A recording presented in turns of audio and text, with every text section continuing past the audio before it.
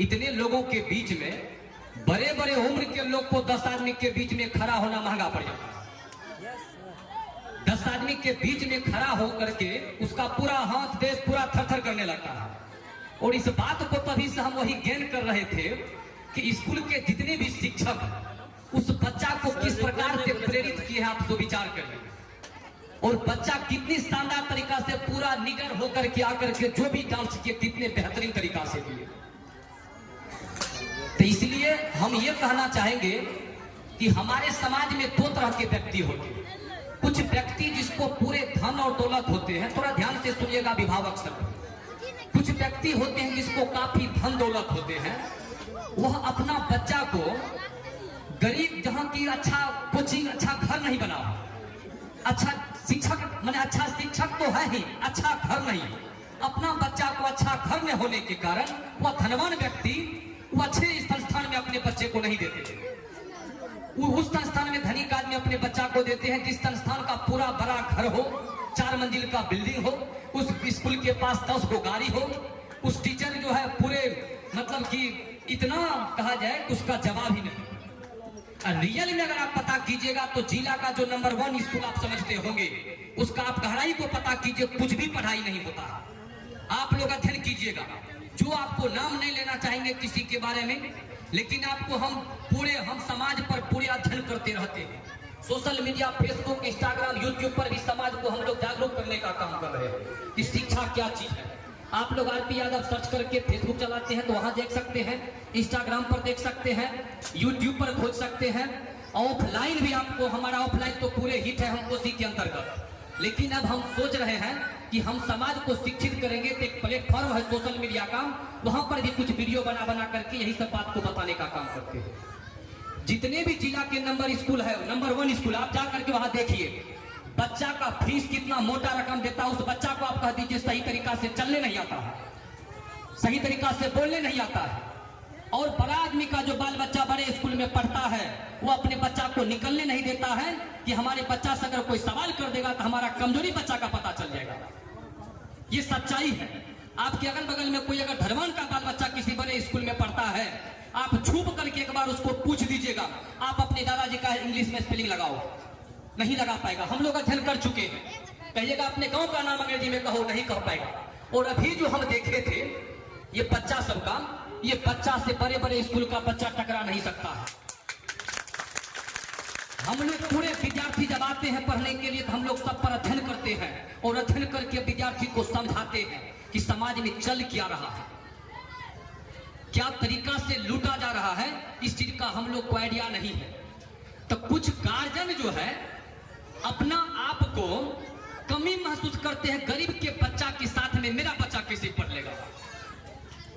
जैसे मान लीजिए मेरे पास कोई गरीब बच्चा आते हैं और कोई अमीर है, उसी में वो अमीर चाहता है कि हमारे बच्चा के साथ में ये गरीब कैसे पढ़ लेगा, इसलिए वो अपना बच्चा को यहाँ नहीं रख करके बाहर भेज देता है और बाहर में वो बाथरूम में जाकर के सिगरेट पीता है। ये सच्चाई है। आपके अगल बगल में कोई विद्यार्थी होगा जो बाहर पटना कोटा पढ़ता होगा, देखिएगा कान में एयरफोन ठूसने रहता है। आप समझ सकते हैं दिमाग है, दिमाग को थोड़ा देर आप फोन के नजदीक में रहेगा दिमाग दुखाने लगता है। और जो आदमी कान में भर दिन एयरफोन ठूसना रहेगा उसका माथा हैंकने करेगा। और पटना वाले विद्यार्थी, कोटा वाले विद्यार्थी जो दिल्ली में पढ़ते हैं, आप देखिएगा इतना बड़ा मोबाइल होगा, वो गार्जियन को कहता है हम स्कूल का फीस जमा करेंगे, गार्जियन को यहाँ फुर्सत नहीं अपने काम धंधा से, बच्चा उसका बाहर में जाकर के बड़ा मोबाइल खरीद लेते हैं, बड़ा गाड़ी खरीद लेते हैं और गांव में आकर के गरीब आदमी के अगल बगल में घूम करके दहशत पैदा करते हैं। हम बड़का पहाड़ में पढ़ते हैं, हम पटना में पढ़ते हैं, एक बार उसको कोई सवाल पूछ दीजिए पूरा सरस्वती गायब। ये सब हम लोग अध्ययन करते हैं। इसलिए आप अपनी बच्चे के क्वालिटी, जो छोटा छोटा कोचिंग है, जो आप हमेशा अध्ययन कीजिए। बड़ा आदमी का बच्चा अभी तक बड़ा काम नहीं कर सका है। आप यूट्यूब पर आजकल कोई भी बात छुपा हुआ नहीं है, पूरे दुनिया के हाल आप घर बैठे जान सकते हैं यूट्यूब के माध्यम से। घर बैठे आप फेसबुक पर देख जाते होंगे देश में क्या हो रहा है, दुनिया में क्या हो रहा है। हम जो बोल रहे हैं कोई जरूरी नहीं कि हमारे बात पर विश्वास कीजिए। आप देखते होंगे सोशल मीडिया पर एक बार छोटा छोटा बच्चा सा वायरल हो जाता है, वह गरीब का बच्चा वायरल होता है। किसी अमीर के बच्चा को आप देखिए कोई एग्जाम नहीं निकल पाता है, क्योंकि शुरुआत में उसका बाप तो सोचता है हमारा बच्चा गरीब के साथ में कैसे पढ़ेगा। वो गरीब जान करके अपने बच्चा को कहीं बाहर भेज देता है। बाहर में जो जो किसको गाइड करने वाला नहीं होगा, वह बच्चा नालायक खराब हो जाता है। तो बहुत हम आप लोग का आभार प्रकट करते हैं कि आपके नजदीक में ये युवा टाइप के जो शिक्षक है, ये समाज को प्रेरित, देखिए पहले ये प्रेरित करने वाले कोई समाज में लोग नहीं था। लोग अगर गरीब होता था तो बार बार चिंता होता था, गरीब हम है बात खत्म, गरीब है तो बात खत्म, कोई मतलब नहीं गरीबी को कैसे दूर करेंगे। लेकिन अभी जो वर्तमान में शिक्षा है, ये शिक्षा से सब आदमी को पता है कि हम कौन काम करेंगे तो गरीबी दूर होगा। ये बात सब व्यक्ति को पता है, चाहे गरीब आदमी मूर्ख है फिर भी उसको पता है। इसीलिए वो अपने मूर्ख होते हुए अपने बच्चा को पढ़ाने का काम करते हैं, क्योंकि उस मूर्ख को भी पता है कि पढ़ाएंगे तो गरीबी दूर हो सकता है। और बच्चा भी समझ जाते हैं कि हम कौन काम करेंगे तो गरीबी दूर होगा। इसीलिए गरीब आदमी सब अब कोचिंग स्कूल अच्छा सेंटर खोल करके समाज सेवा और खुद के गरीबी को दूर कर रहा है। लेकिन आज से 15 साल 20 साल पहले ये सब तरीका से नहीं था। गरीब को इतना टॉर्चर किया जाता था, उसका हिम्मत ही नहीं है कोचिंग खोल सकता है, उसका हिम्मत ही नहीं है कि वह कहीं पढ़ा सकता है। उसको इतना जलील कर दिया जाता था कि उसका भीतर का जो सरस्वती थे वह दिखा नहीं पाते थे। लेकिन अभी वर्तमान में कुछ ऐसे व्यक्ति समाज में है जो इतना उसके भीतर से जुनून पैदा कर देते हैं कि गरीब होने के बावजूद भी भीतर से आग पैदा होता है। तो इसलिए हम सभी शिक्षक को आप बेहतर है आभार प्रकट करते हैं कि आप इसी प्रकार से समाज में, ये एक समाज सेवा ही है, समाज सेवा के साथ साथ आप खुद का भी सेवा कर रहे हैं, खुद भी अपना परिवार को मेंटेन कर रहे हैं, मजबूत कर रहे हैं। बहुत बहुत धन्यवाद हम देते हैं स्कूल परिवार को। और कुछ विद्यार्थी इसमें है, कुछ विद्यार्थी के गार्जियन ये बात भी कह देते हैं कि हम इस सब चीज में भाग नहीं लेते, हमारा बच्चा ये सब नहीं है। अरे भाई क्या करोगे, क्या भाग लोगे, तब पैसा पर फोटो छप जाएगा। ये जिंदगी है, मौत आए नहीं तो कल मौत फाइनल है। आज आपका मौत 50 साल के बाद हो, 100 साल के बाद हो, मौत होना ही है। बच्चा को घर से बाहर निकलने दीजिए, 10 आदमी के बात को सुनने दीजिए, 10 तरह के दिमाग में बात जाएगा तो जरूर है कुछ ना कुछ दिमाग में बात घुसेगा और गलत क्या है सही क्या है इसका परख आ जाएगा। और जब घर में लोग बक्सा में बच्चा को बंद करके रखेंगे, मत निकलो, मत सुनो, मत समझो, उसको तर्क भीतर कुछ नहीं कर पाएगा, वो बच्चा कुछ नहीं कर पाएगा। इसलिए आप सभी विद्यार्थी का भी हम बहुत धन्यवाद देते हैं कि आप इस कार्यक्रम में उपस्थित हुए।